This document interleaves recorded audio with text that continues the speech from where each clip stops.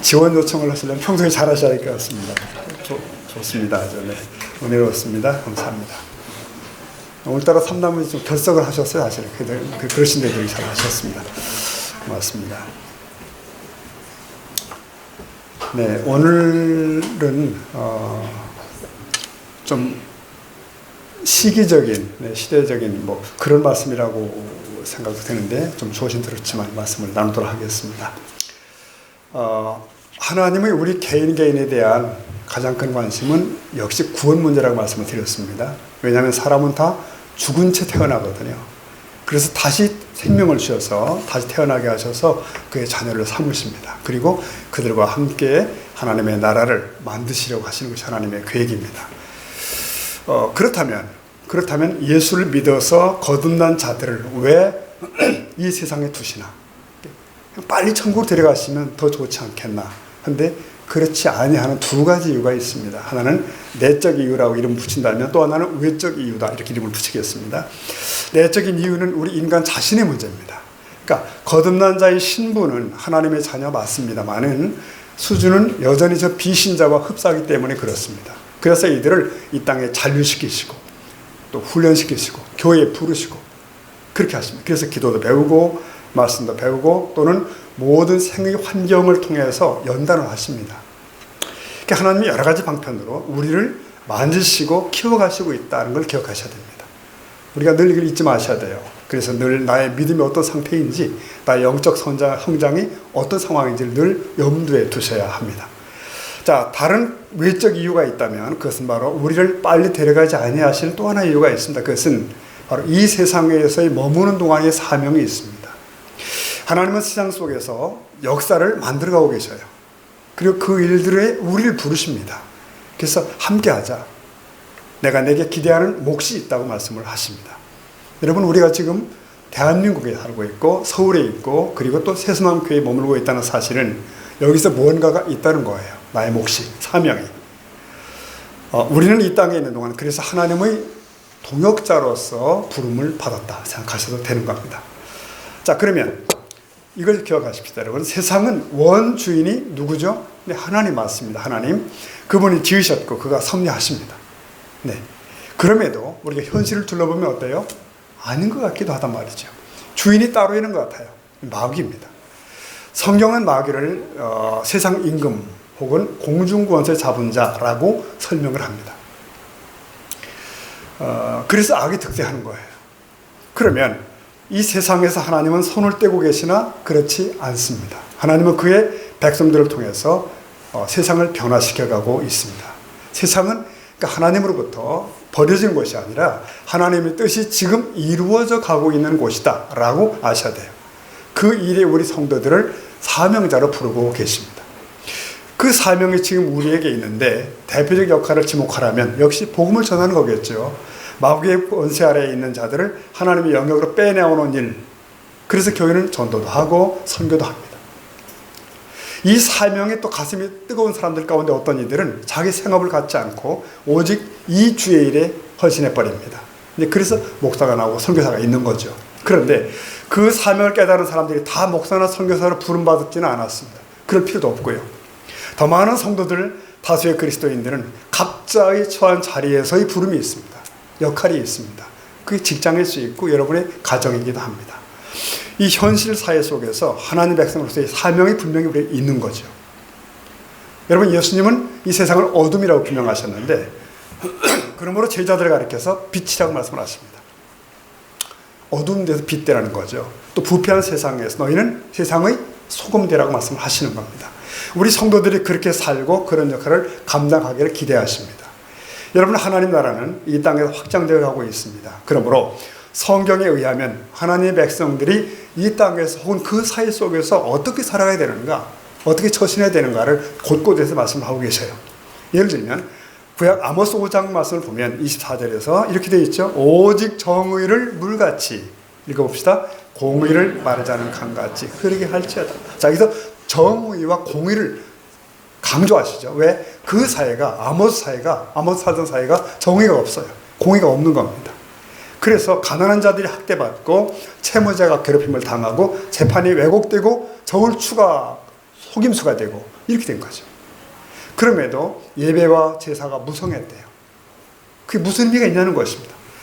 사람들의 삶의 정의가 실종되게 공의로움이 없는 사회 속에서 너희는 흐르게 할지어다 이렇게 하라고 말씀을 하십니다. 그래서 하나님은 그런 시대마다 선지자들을 통해서 계속하여 위정자들을 책망하고 백성들을 꾸짖고 사회를 바로잡고 그렇게 하신 겁니다. 예수님도 그러셨습니다. 복음 전파를 하신 것이 아니라 복음 전파뿐만 아니라 그 시대의 상한 심령들, 그 병든 육체들을 외면하지 않으셨잖아요. 다 만나시고 문제를 해결하시고 그러십니다. 자, 오늘 우리 그리스도인이 사회에 참여한다는 게 뭡니까? 우리의 각자에 처해진 가정들이 있고 사회가 있고 교회가 있습니다. 그 자리에서 자신의 지위나 직분이나 권력을 정의롭게 사용하는 것이 필요합니다. 직장에서 바른 처신이 필요합니다. 공직자로서의 그 위치에 맞는 행위가 필요해요. 여러분, 천국이란, 그래서 하나님 나라란 우리가 사후에 가는 나라만 말하는 것이 아니지 않습니까? 오늘 여기서 우리가 만들어가는 하나님 나라가 있습니다. 즉 하나님이 통치하는 곳은 어디든 하나님의 나라라고 하는 그 정의가 있잖아요. 우리 가정이, 우리들의 사회가, 나라가 하나님 나라가 될 수 있다는 거예요. 그렇게 해야 된다는 거예요. 어렵지만. 여러분, 지난 한 주간도 많이 혼란스러우셨을 것 같습니다. 저도 그렇습니다. 우리 대한민국은 급성장한 만큼의 소용돌이가 유난히 심한 나라가 있는 건 사실입니다. 그게 매력이라고 하는 사람도 있습니다만, 그러나 요즘처럼 복잡하고 산만한 때는 없었던 것 같아요. 교회에서도 계속 나라를 위해 기도하자고 하지만 여러분 중에 어떻게 기도하자는 거야? 뭐 이런 생각하시는 분도 계실 것 같습니다. 자, 성도 여러분, 우리는 이슬을 먹고 사는 존재가 아니죠. 네, 만나를 먹고 사는 존재가 아니라 밥을 먹고 있습니다. 이 말은 우리가 세상사와 무관하지 않다는 거죠. 이 복잡한 한국 땅에 사는 우리들에게 2019년도 지금 하나님 무엇을 말씀하고 싶으실까? 또 그분의 뜻은 무엇일까요? 지금 세계는 약 200여 국가로 나뉘어져 있습니다. 그리고 각 나라마다 통치자들이 있죠. 그러나 우리는 압니다. 나라와 민족들을 위해 한 분의 왕이 계시다는 사실을 압니다. 네, 아시죠? 예수 그리스도입니다. 그분은 영원하시고 언젠가 역사의 막을 내리십니다. 그때가 오면 이 땅에 살았던 수많은 사람들과 왕들과 통치자들이 다 심판을 받습니다. 인류 역사는 그분의 섭리하에 진행되는 것이 사실입니다. 그분은 그래서 왕들을 세우기도 하시고 폐하기도 하십니다. 여러분, 특히 다니엘서를 읽다 보면 2장 7장에 다니엘이 환상을 보는 장면이 있죠. 그 환상 내용들을 분석하다 보면 바로 수세기 후에 등장할 이 땅의 수많은 제국들의 멸망과 흥망을 얘기합니다. 이 글이 기원전 5세기에 기록되었는데, 그러나 그 예고대로 훗날 역사가 진행되잖아요. 그래서 바빌로니아 제국이 등장하고 망하고, 페르시아 제국이 등장하고, 또 그 뒤를 망하고, 그 뒤를 헬라가 등장하고, 그 뒤에 로마가 등장하고, 정확하게 진행이 됩니다. 그 일들이 차곡차곡 인류 역사 속에서 실현되어 갑니다. 거대한 제국의 흥망과 왕들의 등장과 사라짐이 분명히 드러나요. 자, 여기서 우리는 굉장히 중요한 원리를 깨닫습니다. 만왕의 왕이신 그분의 뜻을 거스르는 나라들은 결국 망하더라는 거예요. 망합니다. 그런 민족들은 지도에서 지워집니다. 오만한 왕과 통치자들은 다 소환됩니다. 죽음으로. 그래서 부디 우리의 나라가, 우리의 국민들이 하나님의 뜻을 알고 순응하는 나라가 될 수 있기를 소원합니다. 또 그렇게 돼야 됩니다. 자, 오늘 우리는 로마서 13장을 펴놓고 있는데요. 이 말씀은 사람과 국가, 특히 교회와 위정자가 어떤 관계 속에 있는가를 선명하게 보여주는 대표적인 구절입니다. 이걸 어떻게 이해하냐에 따라서 상황이 다 바뀌어요. 우선 이 로마서가 사도 바울에게 쓰여지던 당시를 한번 여러분 기억해 보십시오. 로마 제국이 많은 나라들을 식민지로 통치하고 있습니다. 로마는 각 나라에서 세금을 거둬들였어요. 그럴 때 로마 황제를 주님으로 큐리어스, 주님으로 섬기도록 했습니다. 그렇다면 오늘 특별히 1절은 무슨 뜻일까요? 보십시다. 1절이 이렇게 되어 있습니다. 각 사람은 위에 있는 권세들에게 복종하라. 그 다음에 읽어봅시다. 권세는 하나님으로부터 나지 않음이 없나니. 자, 이 1절은 과연 무엇을 의미하는 것일까요? 당시 권세자는 로마 황제입니다. 그렇다면 바울은 로마 제국주의를 주장하는 것인가? 권세들에게 복종하라? 모든 권세가 우리로부터 왔다. 이게 뭐지? 여러분, 한때 일본 제국주의가 조선을 통치할 때 그들은 조선이 우리들이 교회에 이렇게 말을 했답니다. 모든 권력은 하나님으로부터 나왔으니 일본 정부에 순종하는 것이 하나님의 뜻이다. 이렇게 얘기했다는 거예요. 그럼 우리가 이 말에 동의할 수 있을까요? 그리고 로마서 13장 1절은 과연 그런 뜻일까요? 사도 바울은 성도들에게 로마에 복종하라고 강조하고 있는 것입니까? 그렇지 않습니다. 여러분, 사도 바울 자신도 예수 신앙을 버려라 라고 말하는 황제의 명을 거역하다가 참소를 당했잖아요. 그는 로마 황제에 맞서면서 순교자가 됩니다. 그렇다면 본래 이 말씀의 의도가 그런 무조건 로마 황제의 복종을 부추기는 건 아니라는 것입니다. 이 본문은 권력의 절대성 부여를 정당화시키는 것이 핵심이 아니에요. 왕들이 가진 권력이란 본래 자기 것이 아니라는 겁니다. 그 얘기를 하는 겁니다. 하늘로부터 맡겨졌다는 거죠. 고로 권력이 원래의 그 목적을 벗어났을 때는 통치 정당성이 소멸된다는 것이에요. 즉 국민이 저항할 수 있는 근거를 보여주는 구절이 여기 있다는 거죠. 자, 보세요. 권세는 하나님으로부터 나지 않음이 없나니. 이 말을 악용하면 권력의 절대성을 부여하는 말처럼 보일 수 있지요. 루이 14세 같은 경우는 짐이 국가다, 내가 국가다 이렇게 얘기했잖아요. 그러나 여러분, 이런 식인 것은 완전히 오역입니다. 잘못 번역한 거예요. 이 말은 권력의 절대성을 보여주는 메시지가 아닙니다. 오히려 권력의 상대성을 강조하는 본문이에요. 제한성을. 황제가 절대적인 존재가 아니라는 거예요. 왕도 하나님 아래에 있는 상대적 권력에 불과하다는 말씀이 여기 있습니다. 자, 당시 로마 성도들의 관점에서 보십시다. 당시 로마 시대는 황제를 신으로 여기는 황제 숭배 사상이 강조되는 시대입니다. 그러면 당시에 소위 신이라고 불리우던 황제들 입장에서 모든 권력은 하나님으로부터 난다는 바울의 메시지를 들었다면 그들이 좋아할까요? 아니면 분노했을까요? 분노한 겁니다. 기독교인들 다 쓸어버린 거예요. 그래서 그들은 모든 권력은 나로부터, 황제로부터 난다고 생각했거든요. 반면에 기독교는 모든 권력은 하늘로부터라고 얘기했습니다. 그러니까 황제를 모욕하는 도전일 수 있다고 본 거죠. 여러분, 황제를 종으로 만들어버리는 반역과 같은 말씀이 여기 있는 거예요. 로마서 13장은 로마인들이 생각하던 지존을 황제에서 예수 그리스도로 바꿔버린 말입니다. 자, 그러나 여러분, 중세 이후로 많은 왕과 독재자들이 이 로마서 13장을 악용했습니다. 그들은 절대적 권력을 얻고 국민을 탄압했어요. 그러나 이 말씀은 잘못된 권력을 변호하는 의도로 기록된 말씀이 아닙니다. 절대 권력의 통치자조차도 유한한 존재임을 깨우치는 말씀이 여기 있어요. 자, 4절 말씀 보면 그는, 이게 통치자입니다. 하나님의 사역자가 되어 내게 선을 베푸는 자 아니라. 다 같이 보겠습니다. 그러나 내가 악을 행하거든 두려워하라. 그가 공연히 칼을 가지 아니하였으니.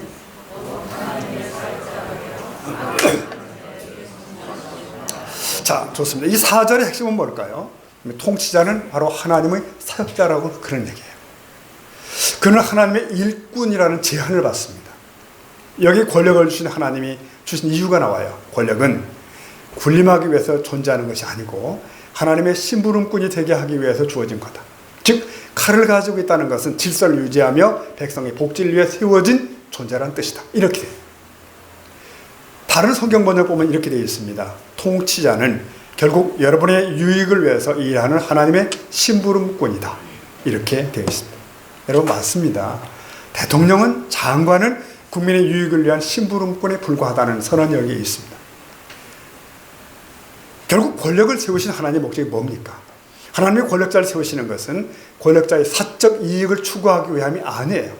국민의 공적인 유익, 그 공익을 위해 세운 존재가 권력자라는 것입니다. 여러분, 이것은 지금은 우리가 이해가 쉽지만 고대 사회에서는요, 생각해 본 적이 없는 가르침이에요. 혁명이에요. 이건 오늘날 21세기도 좀 그렇지 않습니까? 사실 많은 통치자들은 권세자의 유익을 위해서 백성이 존재한다는 그릇된 사고를 가지고 있어요. 그러나 성경은 권력은 국민의 유익을 위해 존재한다는 새로운 세계관을 던져줍니다. 권력은 단지 우의정자들의 사사로운 이익을 위해서가 아니라 철저히 공익을 위해서 있습니다. 그러면 이 근본된 목적을 거스르는 권력이 있다면 백성은 어떻게 하죠? 여기서 불복종할 권리가 생깁니다. 통치자가 사회 질서를 유지하지 않고 국민 복지를 외면하면 어떻게 해야 되는가? 당연히 순종할 이유가 없다는 것이에요. 네, 그래 로마서 13장 1절부터 7절은 부패 관료와 부패하는 권력자를 향해 주어진 백지수표가 아니에요. 그가 사사로운 이익을 추구한다면, 거짓을 행한다면 그 지구인은 더 이상 유지될 수가 없다는 것입니다. 그래서 우리 한국 속담에 의하면 뭐죠? 오얏나무 밑에서 갓끈을 받고 매지 말아라. 그러니까 자두나무 밑에서 갓끈을 매면 자동차 먹는다는 의심을 받는다는 거죠. 그러니까 권세자들은 아예 그런 의심받을 행동조차도 하지 말라고 말씀은 그런 속담인 것입니다. 여러분, 그렇습니다. 사익을 추구하는 순간 공직은 스스로 존재 이유를 포기하는 것입니다. 그래서 로마서 13장 4절은 권력의 유익을 위해 국민이 존재한다는 로마적인 개념을 오직 국민의 유익을 위해 권력이 존재한다는 것으로 혁명적으로 바꿔버린 것입니다. 이를 통해서 공직은 국민을 위해 하나님이 허락하신 제도에 이미 천명된 것이고요. 결국 이렇게 됩니다. 우정자들은 국민을 존중해야 됩니다. 사회 질서를 유지하고 불의를 처벌해야 되고 백성을 보호하며 복지를 시행해야 됩니다. 그렇지 않으면 하나님의 신분권이 아닌 것입니다. 우정자가 하나님의 신분권이 될 때, 그 소임을 감당할 때 우리가 순종하는 것이에요. 그가 하나님의 대적자가 되어도 순종하라는 것은 아닙니다. 여러분, 하나님은 어떤 분이십니까? 사울 왕이 살아있음에도 불구하고 다윗을 왕으로 부르신 분이에요. 사울이 엇나갔지 않습니까? 직분의 자리를 벗어났잖아요. 다윗을 부르십니다. 그러자 사무엘 선지자는 사울 왕이 존재하고 있음에도 불구하고 다윗에게 가서 기름을 붓습니다. 이게 사람이 볼 때는 역모예요, 그것은. 그러나 왕직을 누가 주십니까? 하나님이 주십니다. 그분은 왕을 세우기도 하시고 폐하기도 하십니다. 여러분 믿으시죠? 로마서 13장은 그러니까 외적으로 순종만 강조한 듯 하지만 내적으로는 로마 시대의 권세자들의 개념을 완전히 뒤바꿔놓는 말씀이었다는 거죠. 5절 말씀 보십시다. 13장 5절. 그러므로 복종하지 아니할 수 없으니 뭐죠? 진노 때문에 할 것이 아니라 양심에 따라. 자, 여기서 사람은 우정자에게 양심에 따라 복종한다는 말씀이 나와요. 이것은 우리가 순종해야 할 이유이면서 동시에 불순종할 수 있는 이유가 됩니다. 여러분 기억하십시오. 양심에 따라 순종하라고 했지 양심을 거스르면서 순종하라고 가르치지는 않았습니다. 특히 우리 성도들에게는 신앙의 양심이 있습니다. 영국의 역사를 보면요, 피의 여왕이라고 하는 메리 여왕이 있습니다. 잔인했던 그 메리 여왕과 투쟁했던 청교도들이 이 13장 5절을 저항의 근거로 설명을 했습니다. 당시 청교도 목사였던 윌리엄 브리지가 이렇게 말했어요. 관원들은 우리의 유익을 위해 하나님이 세우셨다. 그런데 그들이 불법적인 것과 하나님의 계명을 어기는 것을 명령한다면 그들은 하나님의 종이 아니다. 그러므로 우리는 로마서 13장 5절이 근거하여 양심에 따라 불순종하고 저항해야 한다. 여러분, 이런 정신 때문에 청교도들이 결국은 독립운동을 일으켰고 건너가서 미국을 건국을 하게 된 겁니다. 유명한 스코틀랜드의 설교가 사무엘 러더포드라니가 법과 왕이라는 유명한 책을 썼어요. 그는 왕도 법 아래에 존재한다는 것을 강조한 겁니다. 절대 권력을 무너뜨렸어요. 그리고 하나님은 모든 권력을 왕에게 직접 주지 않았다고 가르쳤어요. 굉장히 특이한 만한 일인데, 그러면서 그가 사울과 다윗 왕 얘기를 꺼냈습니다. 사울과 다윗이 왕이 되는 과정을 설명을 한 거예요. 자, 하나님은 사울을 왕으로 세우고자 했으나 사무엘이 기름을 붓고 난 이후 백성들이 동의할 때까지 왕이 되지 못했다는 얘기를 설명했습니다. 또한 다윗도 마찬가지예요.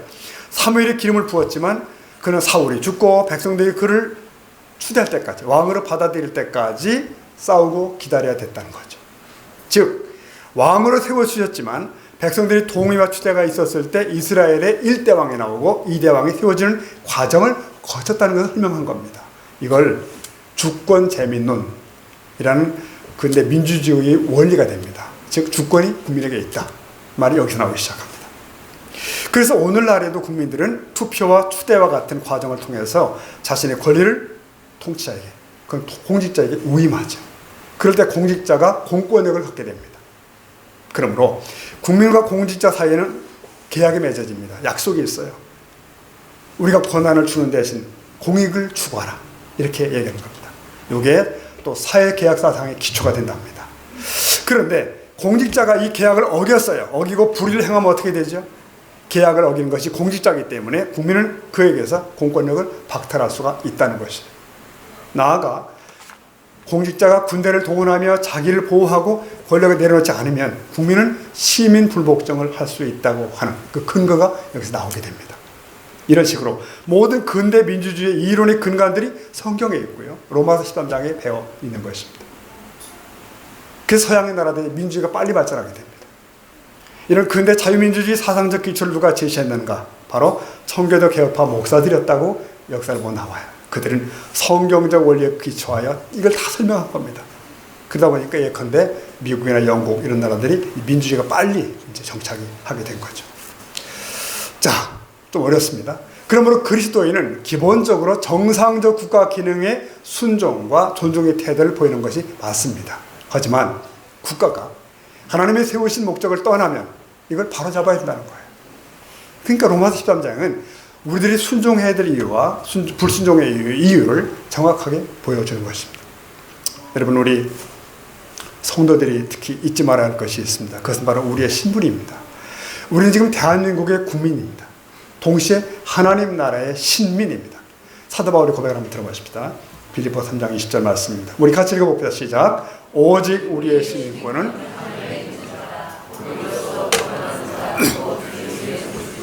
네. 여기서 특히 오직 우리의 시민권, 우리 사도 바울과 빌립보 교회 성도들과 우리 시스마교회 성도들과 모든 성도들의 우리의 시민권은 어디입니까? 하늘에 있다. 그러니까 예수 그리스도를 믿는 우리들의 시민권은 소속은 하늘이다. 우리는 분명히 하나님 나라의 사람입니다. 그런데 당시 바울이 가지고 있던 로마 시민권은 1세기 당시 세상에서 가장 힘 있는 것이었어요. 함부로 체포도 못합니다. 막강했어.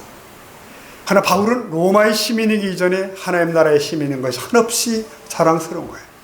한없이 귀합니다. 네, 성도 여러분, 우리는 대한민국 국민인 것이 자랑스럽습니다. 그러나 하나님 나라 시민인 것이 더 귀한 줄로 믿습니다. 네. 그러므로 땅에 사는 동안 우리는 대한민국의 법을 지킵니다. 동시에 하나님 나라의 법을 지킵니다. 준수합니다. 성경입니다.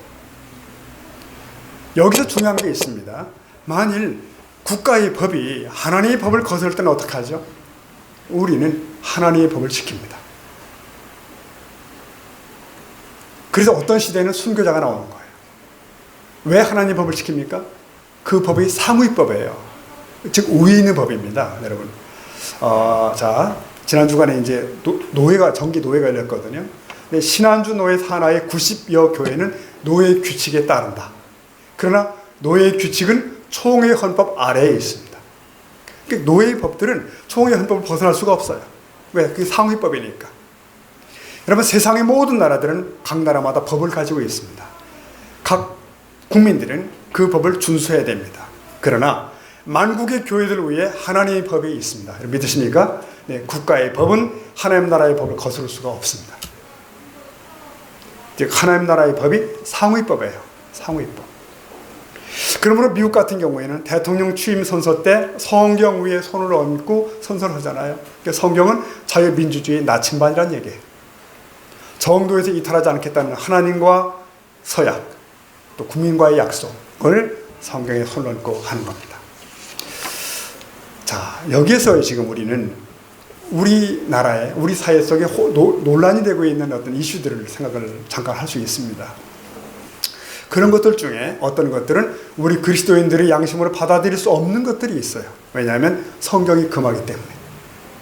상위법이 금하기 때문에. 예컨대 동성애자 문제 같은 것도 그렇습니다. 이걸 법으로 보장하자는 움직임이 계속 나오고 있는데 만일 그게 나라의 법이 된다면 우리는 지킬 수가 없습니다. 왜? 동성애는 상위법인 성경이 분명하게 금하기 때문에 그래요. 동성애는 결국은 인간의 타락의 극치입니다. 아무리 설명을 멋있게 해도 결국은 그렇게 되는 거예요. 그와 관련돼서 요즘 차별금지법이라는 것이 굉장히 조심스럽습니다. 인간 사회의 모든 차별을 금지하겠다는 말 자체는 의미롭고 멋있어 보입니다. 더구나 그것이 인권이라는 이름으로 포장이 되거든요. 인권. 각 사람의 인권을 위해서 모든 차별을 금해야 된다. 그런 얘기가 나오는데 여러분, 그 인권이 뭡니까? 인권이. 세상 사람은 몰라도 성도들은 압니다. 그 속내를.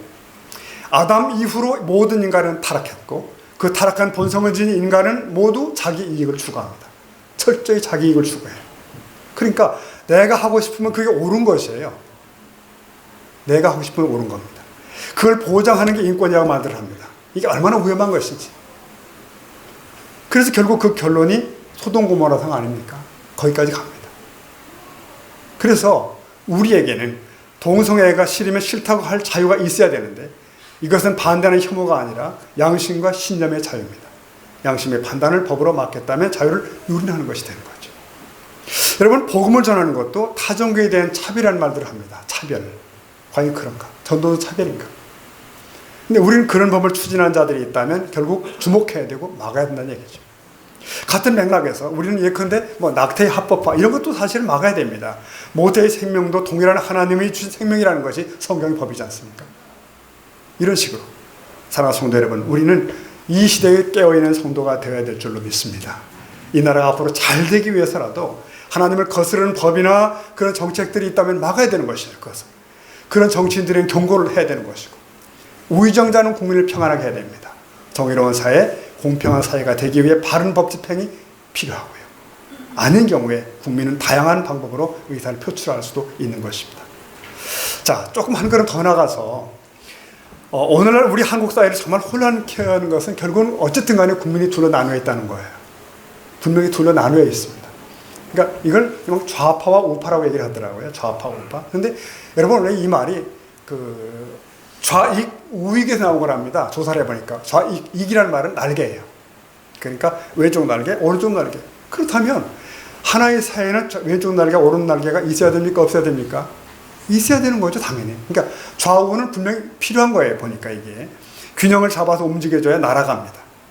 그렇다면 좌파와 우파는 서로 강조하는 부분이 있고 잘하면 서로 보충할 수 있는 거란 말입니다, 이게. 그래서 경제면으로 가보면 우파는 성장을 강조해요, 계속. 좌파는 분배를 강조합니다. 이게 둘이 필요한 거 아닙니까? 정치면으로 가보면 우파는 보수라고 얘기하고 좌파는 진보라고 또 얘기합니다. 자, 여러분, 각 나라마다 다 좌우파가 있고 좌우 정당들이 있는 것 같아요. 공존합니다. 그러니까 우파와 좌우파는 그런 면에서 긍정적 상호 보완적 의미가 있을 수가 있습니다. 그런데 한 가지, 우리 한국의 좌파가 조심할 것이 있습니다. 그것은 바로 그 좌파가 친북이 되어서는 안 된다는 것이에요. 다른 나라의 좌파는 이런 문제가 거의 없습니다. 그러나 우리는 바로 위에 북한이 버티고 있잖아요. 바로 위에. 그런데 어떤 좌파 사람들은 북한의 체제와 가까이 하려고 합니다. 친북이 돼버리는 거죠. 심지어 북한이 사상까지 주장하는 사람들이 있는 것 같아요. 그건 종북이 됩니다. 여러분, 우리는 압니다. 북한은 공산주의를 바탕으로 세워져 있습니다. 공산주의는 20세기 초 소련서 만들어졌습니다. 사치하는 귀족, 부패하는 교회에 반발해서 노동자가 중심의 세상을 만들자. 그게 공산주의입니다. 모든 재산을 공동 소유하자. 공산주의입니다. 근데 그게 본래 성경의 사도행전이 초대교회를 본딴 거라는 말들이 있습니다. 예루살렘의 성도들은 모든 소유를 내 거라고 주장하지 않았대요. 함께 소유하고 함께 나누고 가난한 자가 없고 굶는 자가 없는 거예요. 근데 그들은 성령이 충만해서 주님의 사랑으로 한 겁니다. 자발적으로 한 거예요, 그걸. 그러나 공산주의는 어때요? 토지를 몰수해서 강압적으로 공동 소유를 만들어버렸습니다. 될 덕이 없는 겁니다. 그래서 결국 1세기도 안 돼서 망해버렸죠, 소련이 해체됩니다. 남아있던 중국도 변형된 공산주의가 됐죠. 사회주의에 바뀌게 됐습니다. 그런데 유독 지구상에 강하게 남아있는 공산주의 국가가 북한인 거예요. 북한. 공산주의는 유물론 아닙니까? 유물론이라는 것은 만물의 근원은 물질이다. 신은 없는 거예요. 하나님은 처음부터 없습니다. 그래서 러시아는 공산화 이후에 2700만 명이라는 역사상 가장 많은 기독교인들을 학살했어요. 다 죽여버립니다. 우리 한반도 북쪽에서도 김일성은 공산주의 정권을 수립을 했는데 북한이 가장 두려워하는 종교가 뭘까요? 기독교입니다. 북한 출신이 태영호 주영 대사가 이렇게 말했어요. 김일성은 기독교 집안 출신이라서 기독교 속성을 너무 잘 안다. 기독교를 그대로 두면 권력 세습을 이어갈 수 없다는 걸 알았던 것이다. 이렇게 이제 이랬어요. 여러분, 김일성은 레닌보다도 러시아보다도 더 잔혹하게 교회를 압박했습니다. 그리고 공산주의를 주체사상이라는 종교로 바꿔버렸어요. 이게 또 주체사상이 뭐냐면 인간이 모든 것의 주체라는 거예요. 모든 것의 주체가 인간이다. 이 사상은 결국 김일성을 조선의 하나님으로 올려놓게 되죠. 지금 북한은 하나의 종교에 매몰되어 있다고 분석할 수가 있습니다. 자, 분명히 여러분, 우리는 북한의 동포들을 불쌍히 여깁니다. 늘 위에 기도하고 있습니다. 지금도 북한의 지하교회 성도들은 숨어서 예배드려요. 이 시간에 발각되면 바로 공개 총살 처형이거나 아니면 수용소 간대요. 그런 정권은 하나님의 심판을 받게 마련입니다. 반드시 심판을 받습니다. 여러분, 우리는 북한 성도들을 불쌍히 여겨요. 그러나 북한의 1%의 독재자와 그 집단을 용납할 수가 없습니다. 북한은 죽은 김일성, 김정은을 숭배하고 영생탑을 세우잖아요. 이거 우상숭배입니다. 이것은 그대로. 하나님 대적하는 사상이 지배하는 그 정권과 손을 잡을 수는 없다. 믿을 수는 없다. 그것은 반드시 하나님의 심판에 처하게 된다는 사실이죠. 그러므로 우리 성도들은 정신 차리고 또 정신 차려야 돼요. 우리 우의정자들 중에 혹시 침묵이 빠지는 자가 있는가 경고해야 되고, 저들이 사상이 혹시 종북으로 가는가 또 경고해야 되고, 그것은 하나님과 대적하는 길이기 때문에 그렇습니다. 여러분, 대한민국의 법은 하나님의 법 아래에 있어야 될 줄로 믿습니다. 국가는 반드시 신앙의 자유와 교회의 평안을 도모해야 됩니다. 그럴 때 하나님이 보호하십니다. 자, 오늘 말씀을 매듭하겠습니다. 우리가 성도로서 이 땅에 살아가면서 실현해야 될 것이 뭔가? 주기도문 말씀처럼 하나님의 뜻이 하늘에서 이룬 것 같이 땅에서 이루어지는 것입니다. 즉 하나님 나라가 이 땅에 임하기 위해서 애쓰고 기도하고 수고를 해야 돼요. 즉 한반도의 복음이 펼쳐지기를, 남한도 북한도. 그래서 오늘 여기가 하나님 뜻이 펼쳐지는 땅이 될 수 있도록 애쓰고 기도하고 노력하고 그렇게 됩니다. 여러분, 하나님의 공의와 사랑이 펼쳐지는 나라가 복받은 나라인 줄로 믿습니다. 우리나라가 잘 되기 원하시죠? 그게 궁극적으로 하나님의 손에 있습니다. 그걸 아는 게 성도잖아요. 사람이 자기의 길을 계획할지라도 그 걸음을 인도하는 분은 하나님이라는 거 우리 잘 알고 있습니다. 나라도 그렇습니다. 나라도. 국가도 그래요. 우의정자가 자기 머리를 가지고 되지 않고 자기들 이익을 추구해야 되는 거 아니고 하늘을 거스르면 안 되는 겁니다. 우리 성도들은 먼저 하나님 편에 서야 되고 복음 편에 서야 됩니다. 우리는 극보수도 극진보도 아닌 성경적 사람들이 되면 좋겠습니다. 성경적 사람들. 그래서 오늘 이후로 더욱더 나라를 품에 안고 기도하셔야 돼요. 우리 기독교인은 생각이 말씀에 고정돼야 됩니다. 하나님 말씀만이 유일한 기준이에요. 유일한 상위법입니다. 그 마음을 가지고 매일 나라와 민족을 위해서, 국민과 우정자를 위해서 무릎도 꿇고 애쓰고 이 나라를 주목해 바라보는 진정한 참 애국자가 되는 저 여러분 되기를 주의 이름으로 축복합니다. 아멘. 우리 같이 기도하시겠습니다.